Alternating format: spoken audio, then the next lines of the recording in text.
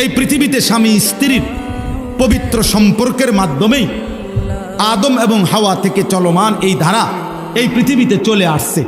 তুমিও কোনো মা বাবার সন্তান, অতএব স্বামী স্ত্রীর এই বন্ধন মিলেই যাবে। যেটা এমনিতেই হয়ে যাবে সেটার জন্য নিজেরে নষ্ট করে ফেলা, চরিত্রহীন বানিয়ে ফেলা উচিত না। এই জন্য একটা ছেলেও যদি বুঝে থাকো তাহলে নারী, ছবি, মোবাইলের অশ্লীল দৃশ্য, এই শাহওয়াত, এই অসভ্যতা, এই নোংরামি ছেড়ে দিও। যদি কেউ একজনও মনে করো আমি সফল, যদি একজনও ভালো হও আমি সার্থক, আমাদের এই আয়োজন সার্থক। বলেন আলহামদুলিল্লাহ। আল্লাহ তাআলা এটাই বলছেন, ইল্লা মান তাবা।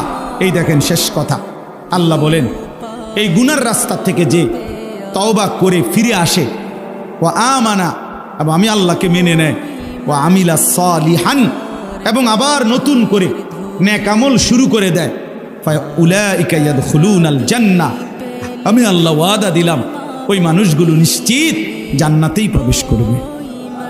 ওয়ালা ইউজলামুনা শাইআ, এক বিন্দু জুলুম করা হবে না। মানে পিছনের ওই গুনার জন্য আমি আল্লাহ লজ্জা দেব না। আমার বান্দা তওবা করছে, ফিরে আসছে, আগের গুনাহ ছেড়ে দিছে, চোখের পানি ফেলছে, আমি তারে দুনিয়া তো বেইজ্জতি করব না, আমি আল্লাহ তারে আখিরাতেও জুলুম করব না।